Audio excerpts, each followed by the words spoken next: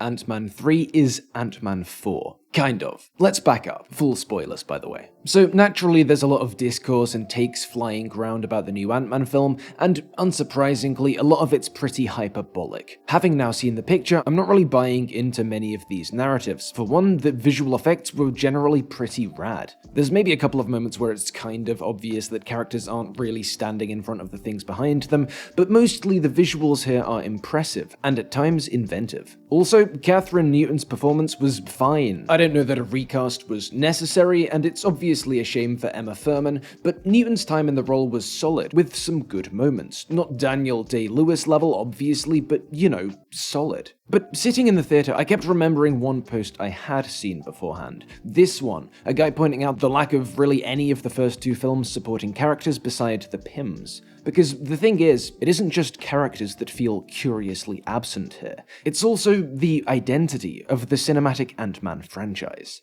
Also, quick note, on account of the film having just released, I don't have a great deal of footage to edit with, so apologies. When the credits roll at the end of Quantumania and a version of that Ant-Man theme starts playing, you know, the one we'd heard in the preceding films, this one,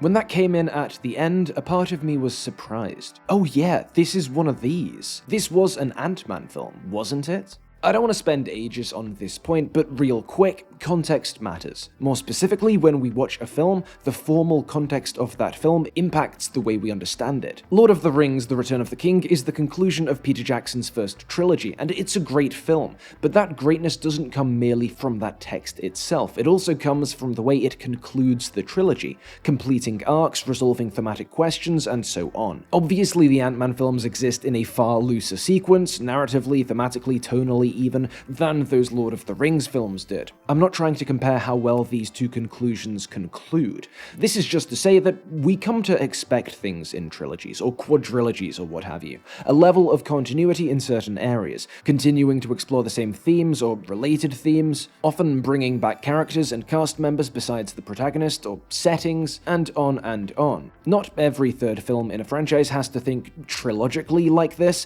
Star Trek Beyond is a good example of a film that doesn't really, without suffering for it, but I think it's fair to say that the preceding film there, Into Darkness, was a more conclusive piece than Ant-Man and the Wasp was. All of this is to say, I don't think those expectations we have for what an Ant-Man 3 ought to be, how it ought to exist in relation to those first two, are at all unfair, and I think the film knows this on some level too. Quantumania gestures toward those first two films a few times, motions at an attempt to conclude. The secondary antagonist isn't some quantum realm goober like the Bill Murray character, it's MODOK, or rather it's Darren Cross, the shrunken Ant-Man 1 villain who reunites and eventually reconciles with our protagonist, becoming an Avenger for realsies before a tragic death. The film even continues the heist motif that's kind of defined the cinematic Ant-Man franchise in a key moment, but it really does feel more like gesturing toward those previous films than continuing or concluding them, because so much of what drives Quantumania feels foreign to Ant-Man. Many people have commented that this film is carried by Kang, that he's the best bit. That may be true, it may not be, but watching this thing, you do get the sense that he was the priority here. That establishing this character, that kicking off the next part of this multiverse saga was an impetus behind this film's production that was always firmly central. That's why there's no Luis or Dave or Kurt, no Paxton, no Maggie. That's why even Hope takes a back seat here. And that heist sequence, it's about 5 minutes long, and it isn't even really a heist. Kang doesn't need a thief, he needs a guy who can shrink. It's more a reference to the start of this trilogy than a meaningful development of it. The film's climax sees Kang and Scott grappling at each other, embroiled in a messy fight, and I think in this sequence the filmmakers unintentionally created the perfect metaphor for their own piece. Because all throughout this picture, you get the sense that Quantumania is torn, that there's a tug of war going on between Scott and Kang, between the Ant-Man franchise and the multiverse saga, and the result is something still clearly connected to those first two Ant-Mans, but at a remove. This does still feel like an Ant-Man film, but it doesn't really feel like the conclusion to the Ant-Man trilogy. A lot of the time, it feels kinda like its own thing, like the start of something new, reusing some characters from before before, maybe in slightly altered ways, while dropping most other trappings of the franchise, and especially when you consider that the ways in which Quantumania does revisit, continue the franchise's ideas, tend to orient themselves around a passing of the torch, around Scott seeing the myth of Ant-Man he's created for his daughter and grappling with that. This does feel more like Ant-Man 4 than Ant-Man 3. Like there's a missing film that's fallen through a crack in reality between Ant-Man and the Wasp and this piece.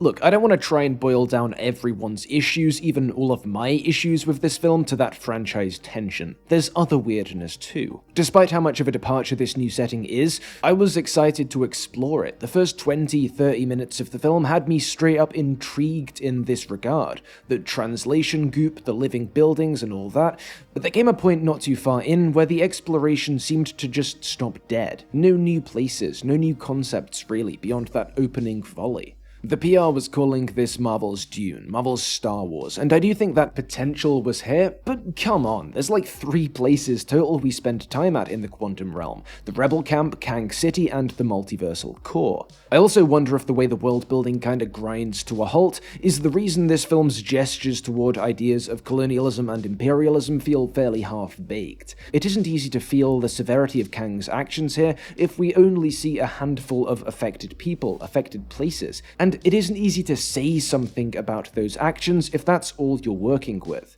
That brief aside about the socialist ants is cool, but we see them and their world for maybe a minute max.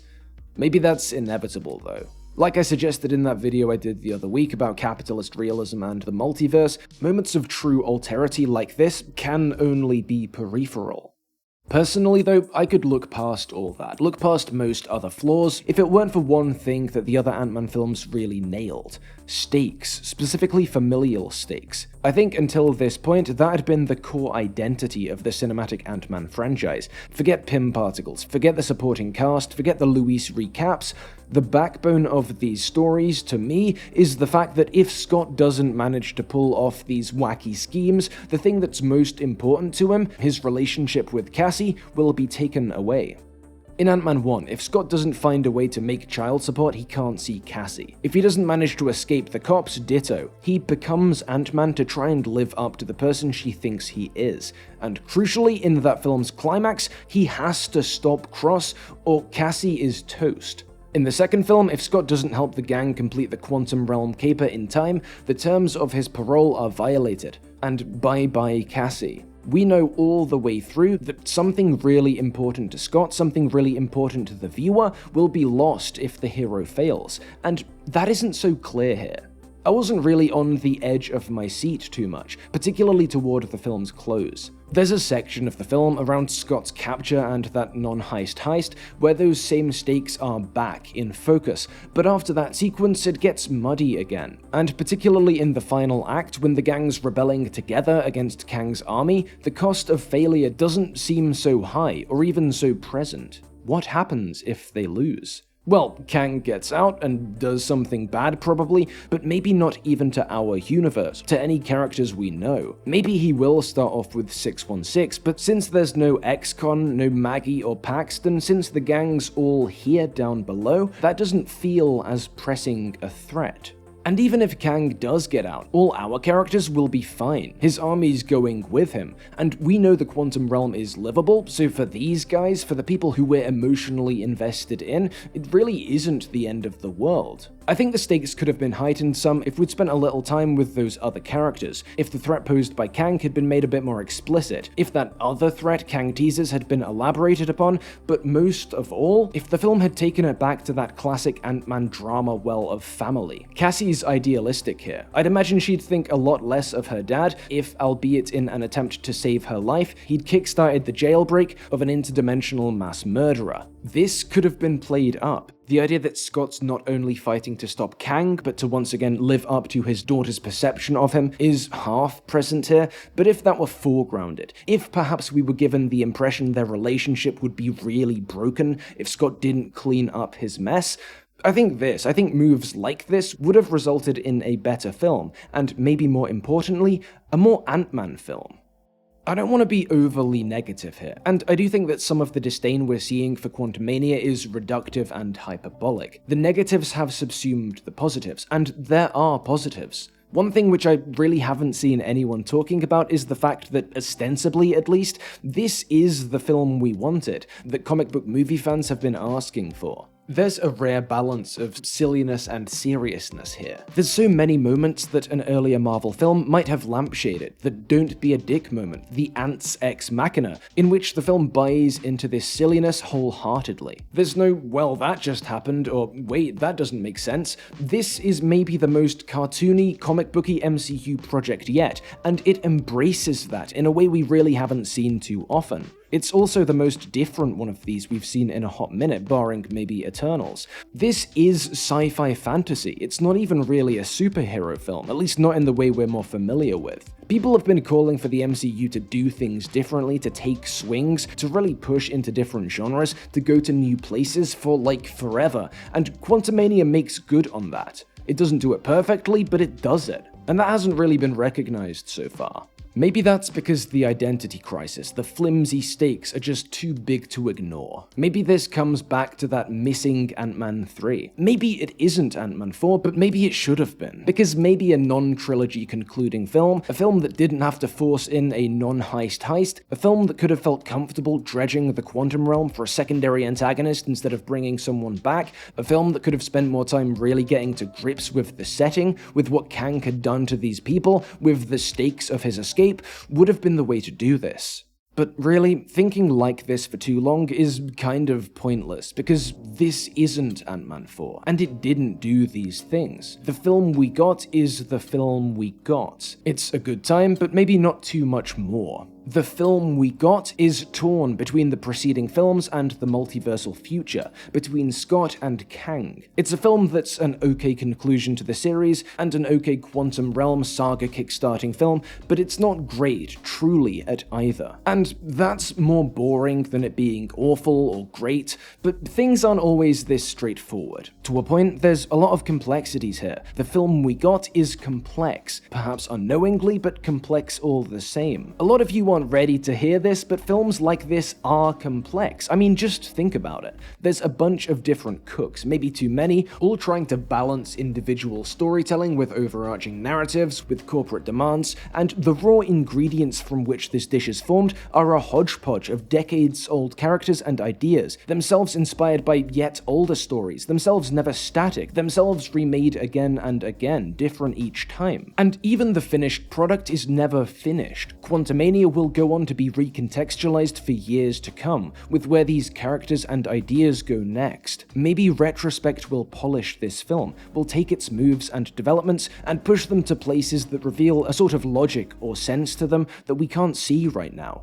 Maybe the opposite will happen. You could get lost in all this. The fact that even a film that seems straightforward, seems like more franchise slop, is made from 1,000 moving parts and can only ever be read provisionally. But for me, for now, I'm comfortable saying that Ant-Man 3 doesn't really feel like Ant-Man 3. That it's a film divided, held back from focusing by this franchise tension. That it's a film with a fair bit to like, but little to love. But not nothing to love. See, I like to be positive when I can, so instead of concluding on that conclusion, instead of this video being all about failures and limitation, I want to spend the last section talking about something I thought was great about Quantumania. I mentioned earlier that one thing the film is interested in is how Cassie sees Scott's actions. That's maybe the cornerstone of their relationship, and the thing that drove her to try and become a hero herself. But Scott never meant that to happen, right? Unintended consequences. That's what Quantumania does right. Across this film, again and again, we're seeing unforeseen effects rippling out from actions taken. Sometimes these are negative. Janet's aid given to the Traveler leads to Kang's conquest of the Quantum Realm. Cassie's construction of the Quantum Realm beacon is what gets them all back into this mess.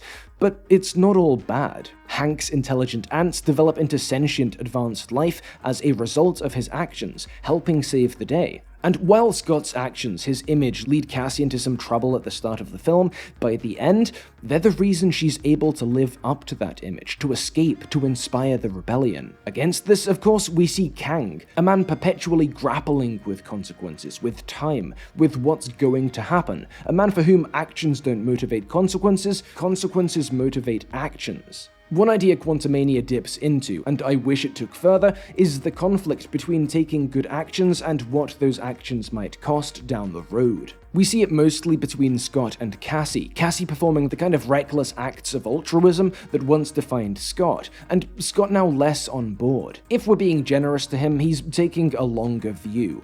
If we're not, he's being selfish and is more worried about keeping his life safe than protecting others. Scott's become paralyzingly aware of the fact that your well-intentioned actions can result in negative outcomes, and has really tried to stop acting as a result. There is a parallel of sorts with Kang here. While the latter justifies evil rather than inaction because of his supposed knowledge of the future, both embrace a sort of fatalism.